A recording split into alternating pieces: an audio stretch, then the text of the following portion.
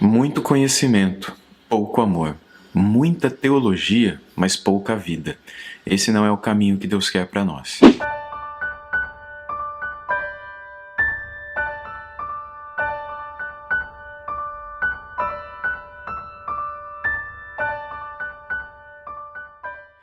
Nas chamadas 7 cartas de Apocalipse, nós encontramos Jesus dirigindo mensagens a 7 grupos de igrejas diferentes que estavam espalhadas pelo mundo naquela época e que precisavam ouvir do Senhor, seja repreensão, seja elogio, seja uma mensagem de perseverança ou outra. E o que nós encontramos ali é um paralelo muito grande com o que o povo de Deus viveu naquele tempo e o que o povo de Deus tem vivido hoje também. E na primeira das 7 cartas de Apocalipse, do Apocalipse, Jesus se dirige aos Efésios e ele sempre o faz por meio do pastor da igreja, ou seja, por meio do anjo daquela igreja, como ele menciona aqui, aquele que era o mensageiro das palavras de Deus àquele povo. Escute a primeira carta de Jesus em Apocalipse. Carta à igreja em Éfeso. Ao anjo da igreja em Éfeso escreva: estas coisas diz aquele que conserva na mão direita as 7 estrelas e que anda no meio dos 7 candelabros de ouro. Conheço as tuas obras, as obras que você realiza, tanto o seu esforço como a sua perseverança. Sei que você não pode suportar os maus e que pôs à prova os que se declaram apóstolos e não são, e descobriu que são mentirosos. Você tem perseverança e suportou provas por causa do meu nome sem esmorecer. Tenho, porém, contra você o seguinte: você abandonou o seu primeiro amor. Lembre-se, pois, de onde você caiu, arrependa-se e volte à prática das primeiras obras. Se você não se arrepender, virei até você e tirarei o seu candelabro do lugar dele. Mas você tem a seu favor o fato de que odeia as obras dos nicolaítas, as quais eu também odeio. Quem tem ouvidos, ouça o que o Espírito diz às igrejas. Ao vencedor, darei o direito de se alimentar da árvore da vida que se encontra no paraíso de Deus. Jesus diz aqui que ele conhece o seu povo, ele anda no meio do seu povo. Ele é aquele que tem todo o seu povo nas suas mãos. E os símbolos aqui que estão no início dessa carta, quando ele fala a respeito das estrelas e dos candelabros, né, são símbolos apocalípticos que eram muito fáceis de serem compreendidos naquela época. Isso daqui não é nenhuma mensagem oculta. Com isso ele somente quer dizer que ele sabe o todo do seu povo, ele conhece o quanto o seu povo conhece a respeito dele, e ele anda no meio do seu povo. Ou seja, Jesus conhecia tudo o que os efésios conheciam a respeito dele, assim como Jesus conhece tudo o que você sabe dele.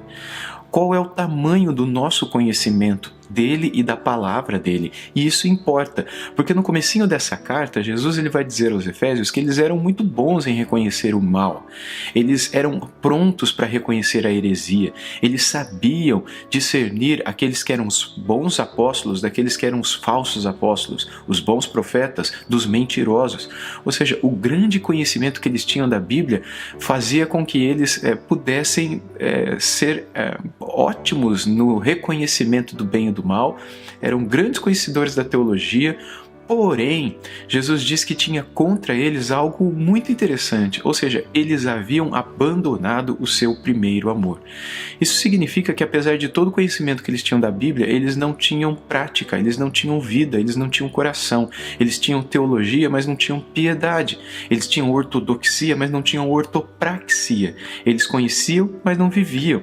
E Jesus está dizendo para eles: vocês precisam se arrepender disso, porque embora é importante que vocês saibam muito a respeito da minha palavra, de nada adianta conhecê-la sem que vocês amem o Pai, sem que vocês voltem ao primeiro amor, sem que vocês voltem a uma vida piedosa, a uma vida de devoção, que levará vocês a uma vida de comunhão com os outros.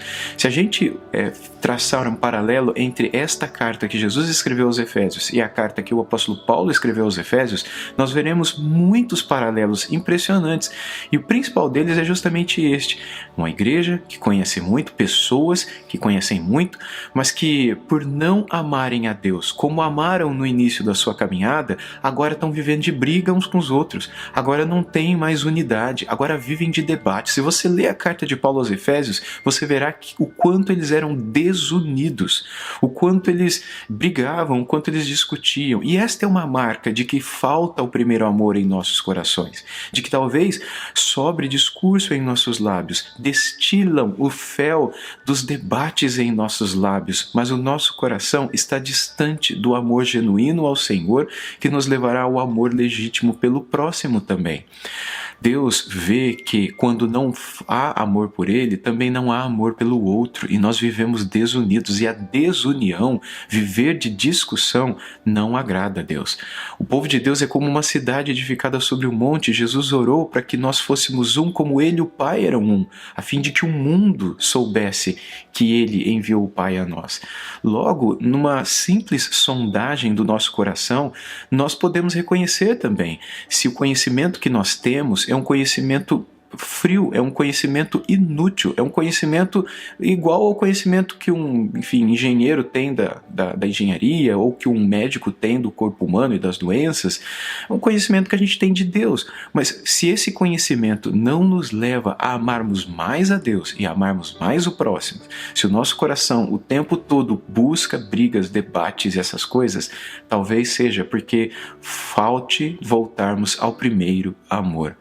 E Jesus disse nesta carta aos Efésios que aqueles que voltassem ao primeiro amor, embora continuassem buscando todo o conhecimento, isso não é ruim, mas voltassem ao primeiro amor, que essas pessoas teriam o direito de comer do fruto da árvore da vida que se encontra na presença de Deus, no novo céu e na nova terra.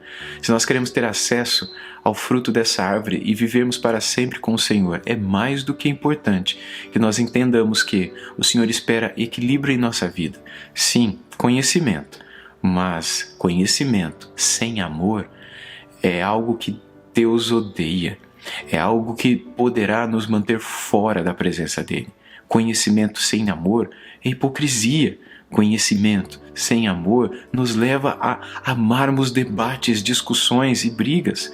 Mas o povo de Deus é como uma cidade unida, edificada sobre um monte que ilumina e mostra a diferença ao mundo. Que Deus possa fazer diferença na sua vida, trazendo ao seu coração o legítimo amor por Ele e por sua palavra.